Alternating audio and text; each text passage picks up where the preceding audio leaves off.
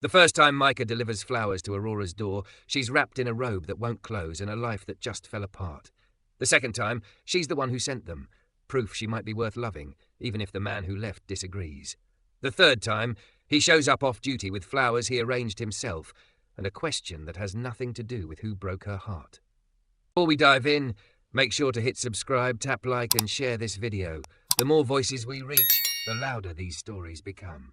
And drop your city in the comments. Let's see where love finds us. Aurora almost didn't answer the door. The doorbell chimed once, then again, a bright sound that did not belong in the heavy quiet of her condo. She sat at the edge of the couch in an oversized satin robe, knees pressed together, mascara smudged in crescent moons under her eyes. Her phone lay on the coffee table, face up, still lit with the last message from her ex. "I'm sorry it didn't work out. You deserve the world." She stared at the words like they were written in a language she used to understand. The world. He'd promised her a ring, a house, a future. Instead, he gave her a paragraph and a yawning silence. The doorbell rang a third time. Aurora sighed, tugged the robe tighter across her chest. The fabric didn't quite meet in the middle. It never did. Her body had grown softer over the past couple of years, fuller hips, thick thighs, a plush curve to her stomach that designer dresses tried to flatten and hide. In the mirror, she saw a thick, curvy, very real white woman who no longer looked like the filtered version of herself on social media. She padded to the door barefoot, hesitated, then peeked through the peephole. A broad pair of shoulders filled the frame, wrapped in a dark delivery polo. A white box rested in one powerful arm. She could just make out a jawline, smooth dark brown skin, and the curve of a mouth turned in a patient half-smile. A delivery guy, of course. Her chest squeezed. If these were from her ex, she wasn't sure if she'd slam the door or cry. She released the chain and opened the door. "Afternoon," he said, and his voice was low, warm, with a slight rasp that slid over her skin like velvet. Delivery for Aurora Lane. He was even more striking face to face. Tall, easily 6'2", with deep brown skin and dark eyes that seemed to actually see her, not skim past. Black curls were cut close to his head, a thin line of beard framing a mouth that looked like it smiled often. A tattoo in fine black script disappeared under his sleeve. His name tag read Micah. "That's me," she said. Her voice came out hoarse. She cleared her throat. "Aurora, I'm Aurora." "Signature here?" he asked, offering a small tablet. She shifted her weight, suddenly aware of how the robe clung to the curve of her hips and the soft roundness of her belly. Normally she wouldn't answer the door like this, but today wasn't normal. Today, the rules had all fallen apart. Her fingers brushed his as she took the device. His hand was warm and calloused, the kind of hand that moved heavy things and fixed broken ones. He didn't flinch at the contact, didn't drop his gaze to her body in that quick, judging scan she knew too well. He just waited, steady, eyes on her face. "Rough day?" he asked gently. Aurora's mouth twitched. "Is it that obvious?" He let out a soft chuckle. "You look like someone who didn't expect flowers today. That's all." She signed her name with a shaky flourish and handed the tablet back. He traded it for the long white box, careful not to bump her. "Here you go," he said. "Handle with care." There was something about the way he said it that made her chest tighten, like he wasn't just talking about the flowers. "Thanks," she murmured. "Who are they from?" He tilted the box slightly, reading the small printed label on the side. "Golden stem florals. Card inside. Sorry, the mystery's part of the magic." She forced a smile that wobbled. "Right, magic." He studied her for a heartbeat longer, his expression softening. "For what it's worth, flowers don't fix everything, but sometimes they give you something beautiful to look at while you remember how to breathe." The words hit deeper than they had any right to. Her throat burned. "Yeah," she whispered. "I could use some help remembering that." He smiled again, slow, genuine. "Take care, Aurora." She watched him walk down the hall, the muscles in his back shifting under the thin polo, then disappear around the corner. When the door closed behind her, the condo felt even quieter, the silence pressing in. Aurora carried the box to the kitchen, past the expensive couch she'd picked for his tastes, past the framed prints he'd approved because they felt more sophisticated. The whole place looked like it belonged on a magazine spread. Marble counters, brass fixtures, neutral tones, not a single thing out of place. Except her. She set the box down and lifted the lid with careful fingers. Colour exploded from inside. Deep red peonies like velvet, dusty blush roses, sprigs of eucalyptus, and in the very centre a single white lily just beginning to unfurl. The scent rose up immediately, sweet, green, alive. Her eyes burned. She hadn't realised how starved she was for something vibrant, something unapologetically alive in this carefully curated, lifeless space. A small ivory card was tucked into the ribbon. She slid it free, heart-pounding, bracing for his name. Instead, she saw familiar looping handwriting. Open quote. To my favourite big sister. You don't need him. You never did. When you're ready, I'll help you burn his hoodie. Hannah. Close quote. A choked laugh broke out of her, sharp and wet. Trust her little sister to add arson to emotional support. Aurora pressed the card to her chest. The tears came then, hot, heavy, unstoppable. Not because of the man who'd left. For him, there was only a numb, aching emptiness. She cried because someone still chose her. Someone still believed she deserved beauty, even when her world was cracked down the middle. She slid onto a bar stool and bowed her head over the flowers, the robe parting over the thick curve of her thighs. For years she'd contorted herself, literally and metaphorically, into smaller shapes. Smaller portions, smaller dresses, smaller dreams. She had turned herself into a before picture that never quite arrived at after, living in a body she'd been taught to apologize for. He had loved the polished version of her, the version smoothed out by filters and control. But the girl slumped over flowers in a messy robe, cheeks streaked with mascara, belly soft beneath satin. He hadn't stayed to find out. Aurora wiped her face with the back of her hand, smearing the mascara even more. The flowers sat patiently in front of her, waiting. She found a clear glass vase under the sink, filled it with water, and began arranging the stems with clumsy care. Red peonies first, then roses, then the lily, front and centre. Her hands shook, but she kept going, trimming and tucking until the bouquet looked like it belonged in the room, even if she still wasn't sure she did. She set the vase in the middle of the dining table. The condo shifted almost imperceptibly, gaining a heartbeat. The blooms reflected in the glass surface, doubling the colour, doubling the life. Aurora stepped back and stared. Not from him, from her sister. From someone who knew the unfiltered version of Aurora Lane, all the softness, all the loud laughter, all the stubborn, messy tenderness, and loved her anyway. She thought of Micah's eyes on her at the door, steady, unstartled, like nothing he saw made her any less worthy of standing there, robe or not. She replayed his words in her mind. Flowers don't fix everything, but sometimes they give you something beautiful to look at while you remember how to breathe. She inhaled slowly, filling her lungs with the scent of peonies and roses and something like hope. Exhaled shakily. Again. In. Out. She didn't know it yet, but this wasn't the last time she'd hear the chime of the doorbell and find Micah on the other side, box in hand, eyes warm and patient. She didn't know that the man who delivered flowers to her door would soon be delivering small, quiet pieces of healing she didn't realize she'd been missing. For now, there was just a woman in a satin robe, mascara smudged and heart-bruised, standing in front of a table full of flowers and feeling, for the first time since it all fell apart, like maybe she wasn't completely alone. The second bouquet came on a Tuesday, just when Aurora had convinced herself the first one had been a fluke. Both the flowers and the way the delivery guy's voice kept echoing in her head. She'd gone back to work that day, or at least tried.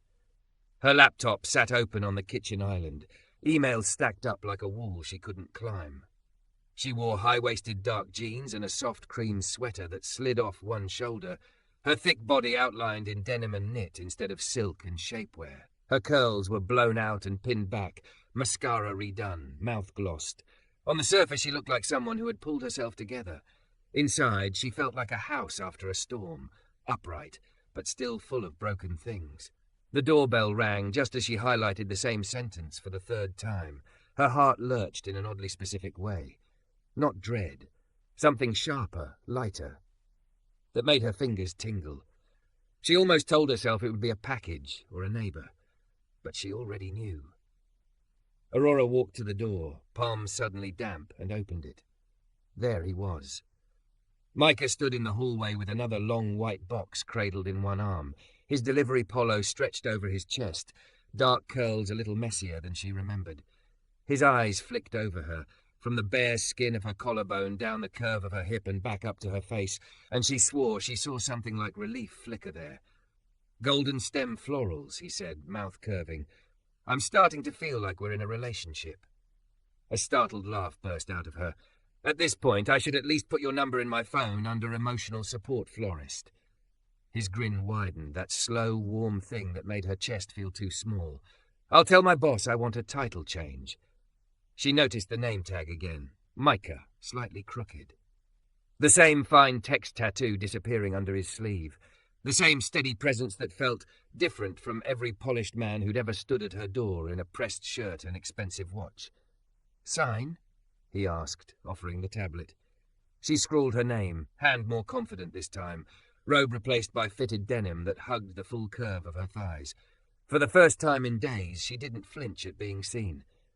"Who's it from?" she asked, trying to sound casual. He turned the box and squinted at the printed label. "Let's see, Aurora Lane, and from..." He paused, a glint of amusement in his eyes. Aurora Lane. Her stomach dropped. "Oh, God." "You sent yourself flowers," he said, looking up at her. "I respect that." Colour flooded her cheeks. "I forgot I did that. It was the same day as everything. I scheduled a delivery because I thought I might need backup in a couple of days." She shrugged, embarrassed. "I didn't think I'd have to explain it to the flower guy." "Hey," he said, his tone softening. "If more people sent themselves flowers, I'd see a lot fewer women opening the door, like they're bracing for impact." Her chest squeezed. She remembered how he'd found her last time, puffy-eyed, in a satin robe that wouldn't close over her curves, clutching the pieces of a future that had fallen apart overnight. He shifted the box in his arms. "I'm technically supposed to hand this over and run, but your vices looked kind of empty yesterday, if I'm being honest." She hesitated, hope and old instincts battling it out. The old script said, "Don't be needy, don't make it weird, don't invite a stranger in." The new ache in her chest said, "You are so tired of pretending you don't need anyone." "Do you?" she started, then winced at herself. "If you're not in a rush, I could use the help. I have vases now. No skill. It's like giving a toddler a luxury paint set." Micah glanced down the hallway, then back at her. "I can spare a few minutes." She stepped aside, heart pounding. "Come in." He wiped his shoes on the mat before crossing the threshold, like he'd been raised to respect other people's flaws. It was such a small detail, but it landed. The condo looked different today. The first bouquet sat on the table, peonies just starting to open fully, red and blush petals spilling over the vase. He nodded toward them. "Hannah did good," he said. Aurora blinked. "You remember my sister's name?" He lifted a shoulder. "She wrote it on the card. I see a lot of cards. I remember the ones that sound like they mean it." Warmth bloomed in her chest, soft and dangerous. She led him to the kitchen island, where she'd already set a clear glass vase and a pair of scissors. He set the box down and opened it with practice, peeling back tissue to reveal a burst of colour. Sunflowers, white stock, pale purple lisianthus, and sprays of yellow solidago, different from Hannah's passionate reds, brighter, more hopeful. He nodded appreciatively. "Nice choices." She swallowed. "I googled flowers that don't look like apology flowers." He laughed quietly. "You nailed it." For a moment they worked in silence. He trimmed stems with efficient movements, passing them to her to place. Their fingers brushed again and again, each passing touch a little spark. Aurora tried to focus on the flowers, but his nearness was its own gravity. His scent, soap, a hint of something citrus, and the faint green note of leaves and stems, wrapped around her. "So," he said eventually, voice gentle, "how's the world-ending heartbreak going?" She made a face, blunt. "I've learned it's easier that way. Everybody acts like there's something shameful about grieving when someone leaves." He shrugged. "Breakups are deaths that nobody brings casseroles for. You looked like you were attending your own funeral last time I was here." She winced. "Wow, that bad?" "Not bad," he corrected. "Just hurting. There's a difference." She focused on the sunflower in her hand. "It's weird. I thought I'd miss him more, but I think I mostly miss who I thought I had to be to keep him. The version of me that was always fighting my body, my voice, my everything." Micah's hand stilled. "Fighting your body?" She let out a breathy laugh that felt more like a sigh. "You know, always trying to be after. Less of everything. Less food, less softness, less space. I spent years starving myself into dresses that never fit me right. And when I stopped, when I let myself be like this, she made a vague circle over her thick hips, the swell of her belly, the generous curve of her chest under the sweater. He started making comments. What kind of comments? Micah's voice had changed, lower, that easy humour taking a step back. The usual, she said quickly, suddenly self-conscious. Little things. Jokes about getting my old body back before the wedding, suggesting I skip dessert, buying me smaller clothes as motivation. Her mouth tightened. He said he loved me, but he loved the idea of me more, the curated version. Micah picked up a sunflower and turned it between his fingers, jaw working. You know what I see, he said slowly, standing in your doorway. In your kitchen? She braced herself, the old habit of flinching before the blow. I see a woman who looks like she exists, he said. Not like a filter, not like an ad, like a person you could sit on a couch with at midnight and actually feel their warmth. Heat crawled up her neck. You could say big and save time. I didn't say big, he replied, meeting her eyes squarely. I said real. The fact that you're thick and soft and all of this. His gaze flicked down and up quickly. Respectful but unashamed. That's not a downgrade. Some men are just afraid of anything they can't control. Her throat closed around a sound that wanted to be a sob and a laugh at the same time. You don't even know me, she whispered. His expression gentled. I know how someone looks when they've been made to feel like too much. I see it a lot. He tipped his head. And I see someone who ordered herself flowers because she knew, on some level, she was worth at least that much, even on her worst day. The truth of that landed like a stone in a still pond, ripples spreading out. She remembered ordering them, hands shaking, tears on her cheeks, typing her own name in both the to and from fields. It had felt pathetic at the time. Now, standing in her kitchen with a stranger arranging stems like it was sacred work, it felt strangely brave. Micah finished trimming and nodded toward the vase. You want to place the last one? She took the final stem, a sunflower with a slightly crooked head, and nestled it in front, off-center. Imperfect. Visible. He smiled. There you go. They stepped back together. The arrangement practically glowed, bright yellows and soft purples cutting through the condo's careful neutrals. Next to Hannah's bouquet on the table, it made the space feel less like a showroom and more like a life in progress. I like it, Aurora said softly. I like that you like it, Micah replied. Their shoulders brushed. She realized how close they were and didn't move away. Thank you, she said, for helping and listening. You didn't have to. His eyes softened. You'd be surprised how many people open the door and don't say a word. Just nod, take the flowers, shut me out. It's nice to be let in sometimes. Something about the way he said it made her chest ache. I don't usually let people in, she admitted. Not really. I'm better at being the girl who looks put together in pictures. He studied her face, the places where makeup couldn't completely hide the shadows of the past week. I like this version, he said. The one who opens the door with mascara smudged and a robe that doesn't close, and the one who wears sweaters that keep slipping off her shoulder. His gaze dipped there briefly and then came back up. They're the same person. That's kind of the point. She swallowed hard. Micah. He cleared his throat, that easy smile returning like a soft landing. I should go, or Mrs. Alvarez on Maple Street is going to think I ran off with her anniversary bouquet. Aurora laughed weakly. We can't have that on my conscience. He walked with her back to the door. At the threshold he paused, hand on the frame. Hey, he said, next time you think about sending yourself flowers, don't wait for a crisis, okay? You don't need permission to have something beautiful in your space. Her lips curved. That sounds like professional advice. Personal, he corrected quietly, from someone who thinks you're worth more than the bare minimum. The words lodged somewhere deep, where the old scripts lived. Thank you, she said again, and this time it carried more weight. He nodded, then hesitated. Aurora? Yeah? If it ever feels weird that I keep showing up at your door with flowers. He smiled softly. Just remember you're the one ordering half of them. She laughed, the sound a little freer than before. I'll try to keep that in mind. He gave her one last look, a look that said he saw her, all of her, and was not afraid of the view, then turned and walked down the hall. When the door closed, the condo didn't feel as silent anymore. 2 vases of flowers stood guard over her dining table, splashes of colour in a room that had always been too careful. Aurora leaned against the door, pressing her palm to the wood, heart thudding. Her mind replayed his words, his gaze, the easy way he'd stepped into her sadness without making it about himself. He was just a delivery guy. She was just a woman who'd ordered herself flowers to survive a bad week. And yet, as she went back to her laptop, the grief felt a fraction lighter, the room a shade warmer, like someone had opened a window inside her chest and let in air. She didn't know it yet, but the next bouquet would not be one she ordered, or one her sister sent. And it would come with a question that had nothing to do with flowers at all.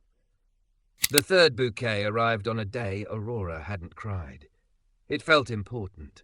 She'd made it through an entire Thursday without sobbing in the shower, without rereading old texts, without wondering if she should have tried harder, eaten less, spoken softer. She'd worn a fitted black dress to a client meeting, its fabric hugging the generous curve of her hips and waist instead of flattening them.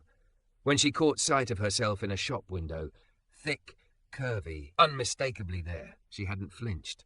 She'd even smiled. By evening she was barefoot in the kitchen, jazz humming softly from the speaker, laptop open but mercifully closed to email. The 2 older bouquets on her table had shifted. Peonies drooped gracefully, sunflowers leaned toward the window. They were fading, but not in a tragic way. More like they'd done their job. Her phone buzzed on the counter. "Ethan, can we talk? I've been thinking. Maybe we made a mistake." The old version of her would have answered immediately. Would have twisted herself into apology and accommodation, would have thought, if he wants me back, maybe I wasn't that hard to love. Now she just stared at the screen. Her pulse picked up, but underneath the spike of panic was something calmer. A quiet voice that sounded suspiciously like Micah's. "Some men are just afraid of anything they can't control." She set the phone face down. The doorbell rang. Aurora froze, heart lodging somewhere in her throat. It couldn't be him. Ethan would text, never show up unannounced. He was too careful with discomfort for that. She wiped her palms on her dress and went to the door. Micah stood on the other side, but he wasn't in his delivery polo. For a moment, her brain refused to process it. He wore a dark sweatshirt that clung to his chest and forearms, jeans faded at the knees. No name tag, no company logo. Just him, tall, solid, very much not on the clock, holding a medium-sized arrangement in a simple glass cylinder. Her fingers curled around the doorframe. "You're off-duty." He smiled, a little uncertain this time. "Yeah, I hijacked a corner of the work fridge before I left." "You stole flowers?" she teased, because if she didn't joke, she was going to say something much too honest. "Borrowed expertise," he corrected. "Bought the stems, made this one myself." Heat climbed up her neck. "For who?" He lifted the vase an inch. "For the woman who keeps opening the door like she's not sure she's allowed to be happy here." The words hit harder than they had any right to. "Oh," she said softly, "that woman." "Can I come in?" he asked. "No tablet, no signature. You can throw me out if this is weird." It was weird. A delivery guy showing up off the clock with flowers he made himself. Her ex pinging her phone from the past. 2 vases already on her table. The old script in her head warning, "Don't be dramatic. Don't complicate things. Don't be too much." She stepped aside anyway. "It's already weird," she said. "Might as well commit." Micah's laugh brushed over her nerves like a hand smoothing out wrinkles. He wiped his shoes on the mat again, of course he did, and stepped inside. His gaze did a quick sweep of the room, lingering on the fading bouquets. "They held up," he said softly. "They did," she replied. "So did I." He looked at her then, really looked, and something in his face eased. The appreciation in his gaze was unmistakable, not hungry or assessing, just open. It flicked down the fitted dress that hugged her full hips and soft waist and back up to her eyes, as if taking in the whole picture and filing away a quiet yes. He said. She gestured to the kitchen. "Come on, let's add to the chaos." At the island, he set the vase down. This arrangement was simpler than the others. Creamy roses, blue delphiniums, sprigs of baby's breath, and a few stems of eucalyptus that dipped over the rim. It felt intentional, gentle. "Before you ask," he said, reaching into his sweatshirt pocket, "there's a card." He handed it to her, unsealed. Her hands trembled slightly as she opened it. The handwriting wasn't the neat print from the flower shop's machine. It was his, a little uneven, blocky, undeniably human. Open quote, not because you're hurting, not because a man walked away, just because you're you. Close quote, she swallowed. The words blurred for a second before snapping back into focus. This is dangerous, she managed. He raised an eyebrow. Sending you flowers? Sending me something that doesn't depend on my pain, she said quietly. I don't know what to do with that. He leaned his forearms on the counter, close but not crowding her. Maybe you don't have to do anything, he said. Maybe you just let it be true. Her phone buzzed again on the counter behind her. She didn't turn around. Micah's eyes flicked toward the sound. Persistent, he asked. Predictable, she said. He wants to talk. She added air quotes with one hand, the card still between her fingers. Translation, he wants to see if I'm still an option. And? Micah's voice was careful, neutral. And a week ago I would have jumped, she admitted, because I thought if he chose me again it would mean I was worth choosing. Her throat tightened. Now I'm terrified that if I see him, I'll forget everything I've been learning. I'll forget that I don't have to earn my right to be loved by being smaller. Micah was quiet for a long moment. The jazz track shifted to something softer, piano and brushed drums filling the space between them. You know what I thought, he said finally, the first time you opened the door? That I looked like a train wreck? She offered weakly. That you looked like someone who'd been holding everything together for so long, she didn't know how to fall apart without apologizing for the mess, he said. I wanted to tell you it was okay to leak a little. She let out a watery laugh. Leak. It's a technical term, he deadpanned. Very professional. He smiled, then sobered. I've seen all kinds of women open their doors. Some of them are polished to death. Some of them are in pyjamas at 3 p.m. Some of them are shouting at whoever sent the flowers. You were the only one who looked at the bouquet like you weren't sure you were allowed to keep it. Her fingers tightened on the card.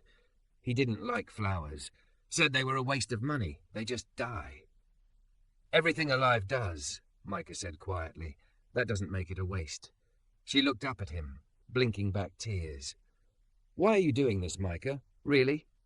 He took a slow breath, as if he were negotiating with himself. Then he straightened.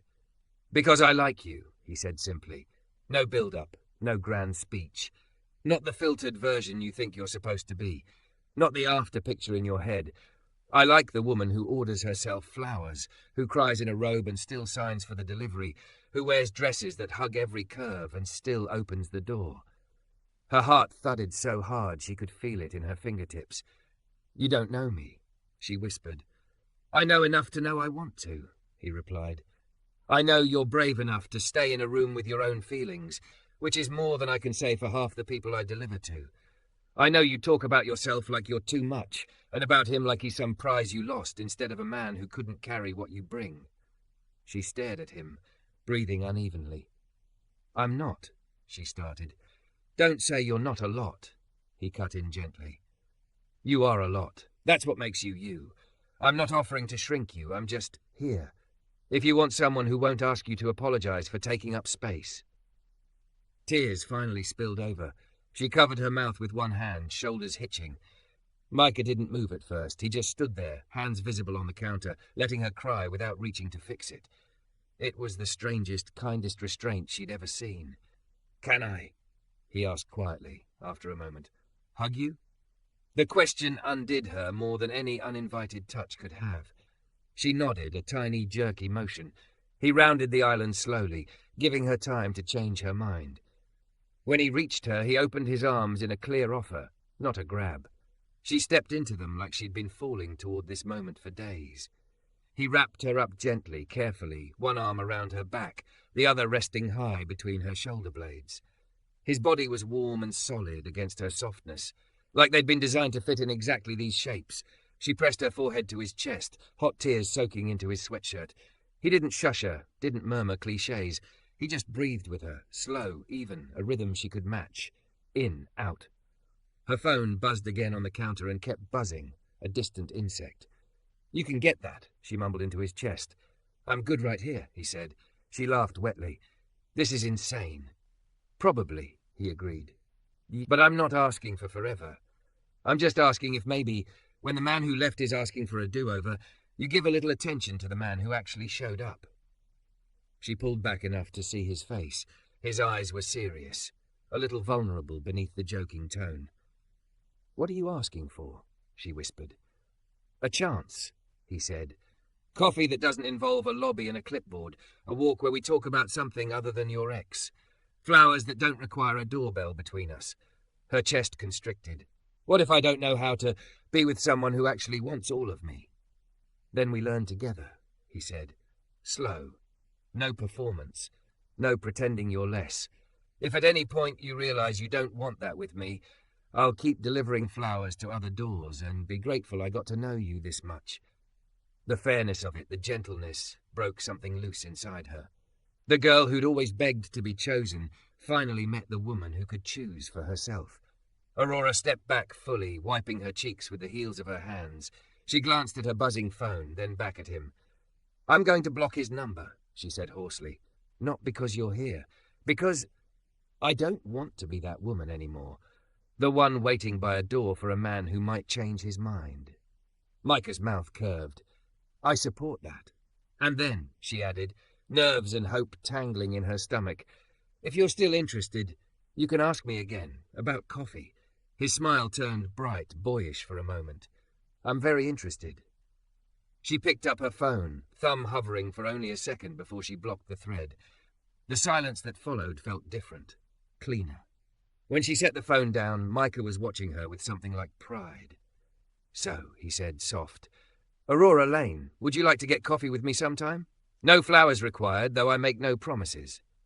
She laughed, the sound lighter than it had been in weeks. "Yes, Micah, I'd like that." He exhaled, shoulders loosening. "Good. Then these," he nodded toward the vase he'd brought, "are just because." She stood beside him as they placed the new flowers on the table, between Hannah's fierce reds and her own bright yellows and purples. 3 arrangements, 3 versions of herself, the broken, the surviving, the choosing. As the evening deepened and the jazz played on, Aurora realized something quietly radical. The man who delivered flowers to her door hadn't just left pretty things in her home. He'd left something in her chest too. And this time, she didn't plan on making herself smaller to keep it.